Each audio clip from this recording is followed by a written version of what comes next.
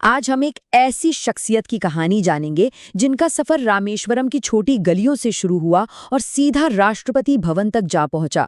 ये कहानी है दृढ़ इच्छा शक्ति की, सपनों की और उन सपनों को हकीकत में बदलने के जुनून की। जी हाँ, ये कहानी है भारत रत्न डॉक्टर APJ अब्दुल कलाम की। उनकी पूरी जिंदगी का फलसफा आप कह सकते हैं बस इसी एक लाइन में छिपा है। और ये सिर्फ कहने की बातें नहीं थी, ये वो सच्चाई थी जिसे उन्होंने अपनी पूरी जिंदगी जिया। एक ऐसी जिंदगी जो हमेशा सपनों के पीछे भागती रही।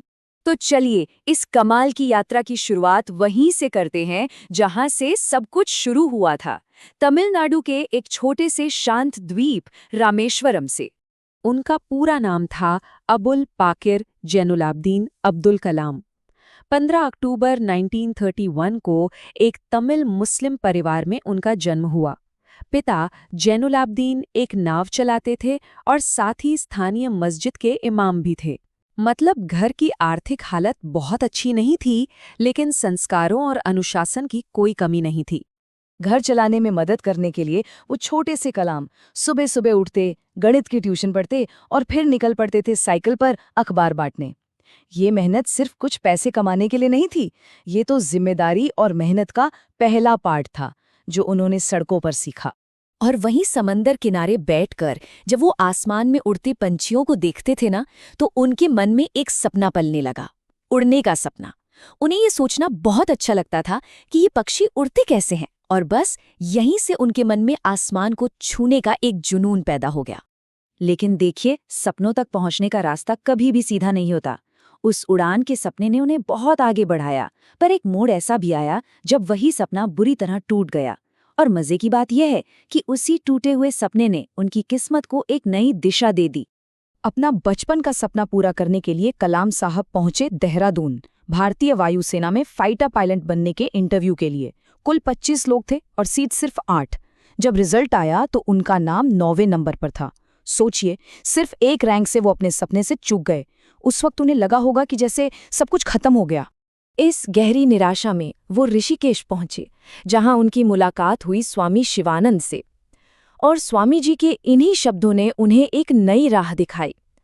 शायद किस्मत ने उनके लिए फाइटर प्लेन उड़ाने से भी कोई बहुत बड़ा काम सोच रखा था। और यहीं से उनकी जिंदगी में एक नए मिशन की शुरुआत हुई। एक ऐसा मिशन जिसने उन्हें हमेशा हमेशा के लिए भारत का मिसाइल मैन बना दिया। इसके बाद उन्होंने एक वैज्ञानिक के तौर पर अपना करियर शुरू किया। 1969 में उन्हें इसरो में भारत के पहले सैटेलाइट लॉन्च व्हीकल यानी SLV-3 का प्रोजेक्ट डायरेक्टर बनाया गया। ये वही रॉकेट था जिसने भारत को इतनी ताकत दी कि वो अपने सैटेलाइट खुद अंतरिक्ष में भेज सकें। फिर 1982 में वो DRDO गए और भारत के सबसे बड़े मिसाइल प्रोग्राम को लीड किया। एक किस्सा बताता हूँ। 1979 में 10 साल की कड़ी मेहनत के बाद SLV-3 का पहला लॉन्च फेल हो गया। डॉक्टर कलाम और उनकी पूरी टीम एकदम निराश थी। लेकिन तब इसरो के चेयरमैन प्रोफेसर सतीश धवन ने प्रेस कॉन्फ्रेंस में कहा, ये असफलता मेरी है, मेरी टीम ने बहुत अच्छा काम किया है और मुझे यकीन है कि अगली बार वो जरूर कामयाब होंगे। इस एक बात ने डॉक्टर कलाम को लीडरशिप का सबसे बड़ा सबक सिखाया कि जब टीम हारती है तो लीडर जिम्मेदारी लेता है, और जब जीतती है तो उसका सेहरा अपनी टीम के सिर बांधता है। DRDO में रहते हुए उन्होंने integrated guided missile development programme शुरू किया।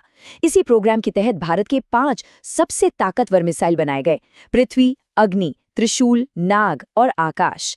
इसी कामयाबी ने भारत को मिसाइल टेक्नोलॉजी में आत्मनिर्भर बनाया और डॉक्टर कलाम को नाम दिया the missile man of India. एक महान वैज्ञानिक से उनका सफर देश के सबसे बड़े पद तक जा पहुंचा। लेकिन सत्ता की चमक और ताकत भी उनकी सादगी को जरा भी कम नहीं कर सकी। साल 2002 में डॉक्टर कलाम भारत के 11वें राष्ट्रपति बने। ये इतिहास में पहली बार था कि कोई वैज्ञानिक देश के सर्वोच्च पद पर बैठा था। और बहुत जल्द ही पूरा देश उन्हें जनता का राष्ट्रपति या पीपल्स प्रेसिडेंट के नाम से जाने लगा। उनकी सादगी के किस्से तो आज भी लोगों को प्रेरणा देते हैं। सोचिए, जब वो राष्ट्रपति भवन रहने आए तो उनके पास सिर्फ 2 सूटकेस थे। एक में कुछ कपड़े और दूसरे में उनकी सबसे बड़ी दौलत, उनकी किताबें। अपने पूरे 5 साल के कार्यकाल में उन्होंने सिर्फ 2 बार छुट्टी ली, एक बार अपनी मां की मृत्यु पर और दूसरी बार अपने पिता के निधन पर। वो खुद को हमेशा देश का सेवक मानते थे, शासक नहीं। देश के लिए उनके इस असाधारण सेवा के लिए उन्हें भारत के तीनों सबसे बड़े नागरिक सम्मान दिए गए। 1981 में पद्म भूषण, 1990 में पद्म विभूषण और फिर 1997 में देश का सर्वोच्च सम्मान भारत रत्न। राष्ट्रपति का पद छोड़ने के बाद भी वो रुके नहीं। उनकी असली पहचान तो एक शिक्षक की थी और वो अपनी आखिरी सांस तक एक शिक्षक ही बने रहे। 2007 में जब उनका कार्यकाल पूरा हुआ तो वो वापस अपनी पहली मोहब्बत के पास लौट गए, यानी टीचिंग के पास। वो देश भर की यूनिवर्सिटीज़ में जाते थे, छात्रों से बात करते थे, उन्हें प्रेरित करते थे, क्योंकि उनका मानना था कि भारत का भविष्य इन्हीं नौजवानों के कंधों पर है। और 27 जुलाई 2015 को जब वो IIM शिलोंग में स्टूडेंट्स को लेक्चर दे रहे थे, उसी वक्त लेक्चर देते देते ही उन्होंने अपनी आखिरी सांस ली। जैसे कोई सैनिक युद्ध के मैदान में शहीद होता है, वैसे ही ज्ञान का ये सिपाही ज्ञान के मंदिर में ही अमर हो गया। वो सच में अपनी आखिरी सांस तक एक टीचर थे। उनकी महानता सिर्फ भारत तक ही सीमित नहीं थी। आपको पता है, जब वो स्विट्जरलैंड गए थे तो उस दिन यानी 26 मई को वहां की सरकार ने उनके सम्मान में हमेशा के लिए साइंस डे के तौर पे घोषित कर दिया। डॉक्टर कलाम की जिंदगी हमें सिखाती है कि आप कितने भी साधारण क्यों न हो, अगर आपके सपने असाधारण हैं और उन्हें पूरा करने का हौसला है तो कुछ भी नामुमकिन नहीं है। उन्होंने साबित किया कि एक अकेला इंसान भी पूरे देश की किस्मत बदल सकता है।